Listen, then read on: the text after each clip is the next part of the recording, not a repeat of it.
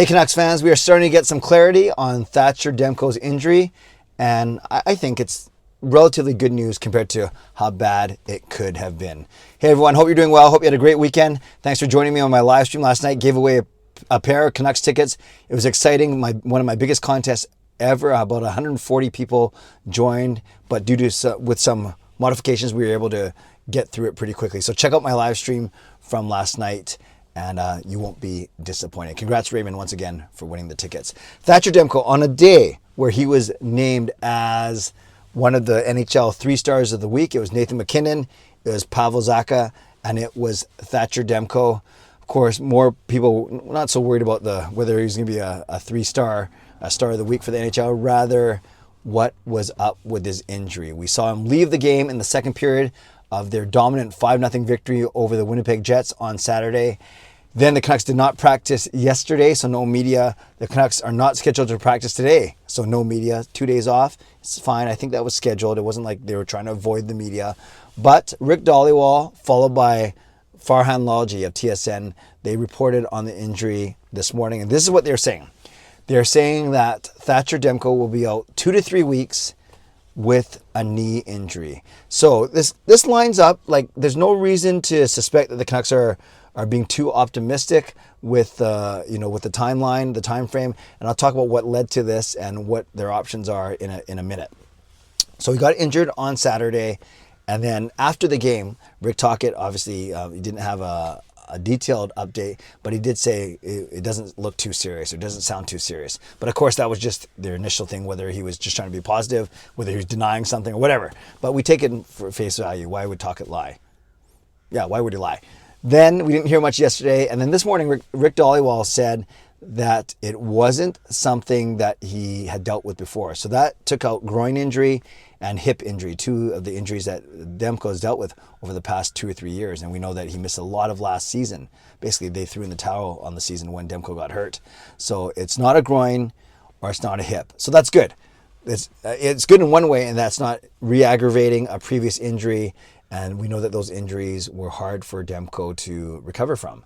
So if it's not a groin, it's not a hip, well, what could it be? Obviously, it's probably lower body.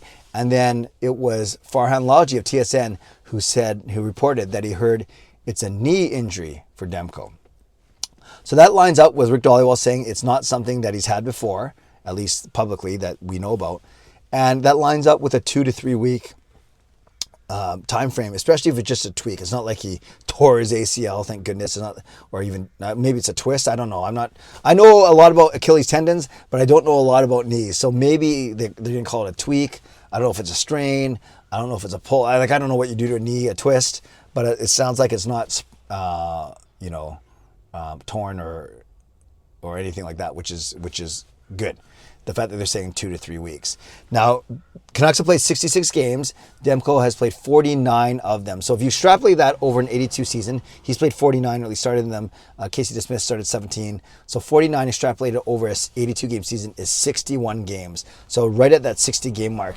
I've always said you want a 2/3, 1/3 split, so 55-27, something like that. So 60 to 61 is a few more than 55. It's not astronomically more.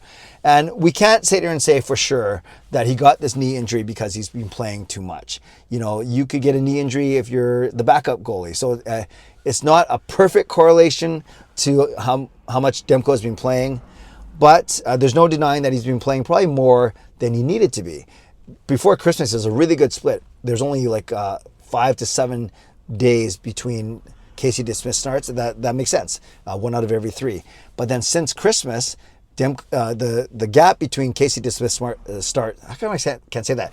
Casey DeSmith starts. The gap between them has been 9 or 10 days now, not games. 9 or 10 days, which is almost double what it was before. So naturally, in the past 6 weeks, I think DeSmith has only started 3 times, and one of them was that horrible Minnesota game. It wasn't his fault. The whole team was horrible in the second half of that game, but that was a 10-7 shellacking. I think 2 of them were empty netters, but it was good to see DeSmith get back on the winning track against Anaheim last weekend, because that's who they're going to rely on. So I'm not going to sit here and say, oh, the Canucks overplayed Thatcher Demko, because like I said, these injuries, you never know how they happen, but law of averages, the more you play, the more chance you're going to get hurt. Would you say it's fine? The Canucks are being chasing first overall, first in the Pacific. They should play Demko. You might say it's fine. I'm sure they consult with Neal Chark, and he has the best read on how the goaltenders are feeling. And it's just an unfortunate injury. So what does it mean going forward? Well, Casey DeSmith will be thrust into the starter's role. No surprise there. And likely, my guess is Artur Silovs comes up as the backup. He's the most NHL ready of the guys in Abbotsford. Now, at least the schedule works out for the Vancouver Canucks, because we know that they're in the middle of they've just started off a 9-game homestand. So they beat Winnipeg on Saturday. Until March 31st, they only have 8 games. So we're sitting here on March the 11th. In the next 20 days, 21 days, if you count today, 21 days, in the next 3 weeks, they only play 8 games. So that's an average of 1 game every 2.5 days. And that's because for half of these games, they have 2 full days in between. Not the usual 1 full day where you play, then you have a non-game day, then you play. That's how it averages out over a season. But because the Canucks have front-loaded their season, basically, they have a really nice spread out schedule. And it's some difficult teams for sure. We just played Winnipeg. We got Colorado coming up. But there's some weaker teams in this homestand as well, like Buffalo and Anaheim. So it's not like we're running a gauntlet of 9 really tough teams, but it's not like nine pushovers either. It's a good mix, but it's not my point is, it's not the hardest mix of teams. It's not like we're playing a contender every single night. And like I said, these 8 games, the remaining 8 on this homestand, are spread out over the next 3 weeks. So put it all together. If Thatcher Demko is going to be out 2 to 3 weeks max, 3 weeks from today basically puts them at March 31st, April 1st, and the Canucks will have finished their 8-game homestand. Obviously, your chances of winning should be intuitively are better at home than they are away. So if there's one time where you do have a backup goaltender going, you don't have your starter, I guess the stars line up well in that it's a spread out schedule and all the games are at home, and it's not the most difficult schedule in the world. So what are we looking for? If Casey DeSmith and if Silovs gets in 1 or 2, Silovs might not even have to play. There's no back-to-backs. So Casey DeSmith could conceivably start all 8 of these games on the homestand, especially with extra days of rest. But we'll see. Maybe Silovs gets 1 or 2. But if the Canucks keep their head above water and go 500, that's fine. If they get another 8 points in these next 8 games, then that will bring them to, I guess, 99 points. 99 points over, because they're at 91 right now, right? So it's 99 points with 3 weeks of the season to go. So they'll be in a really good spot. I know we don't have to worry about Vegas. We don't have to worry about LA catching them. Are you worried about winning the conference? That might be tricky. And of course, we're still trying to hold off the Oilers. But there's no reason why the Canucks can't win with Casey DeSmith in net. They've been doing it all year.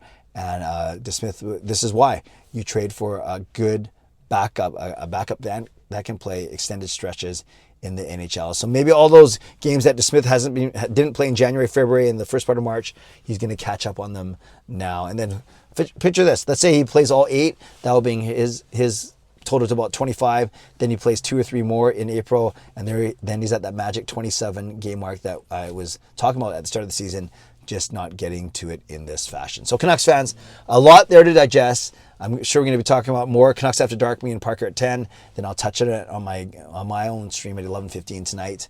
But yeah, what are your thoughts? Are you scared? Are you quietly confident? Are you relieved? Are you upset? Explain to me your emotions right now. Tell me in the comments, knowing now that it's expected that Demko will miss the next 2 to 3 weeks with a minor knee injury.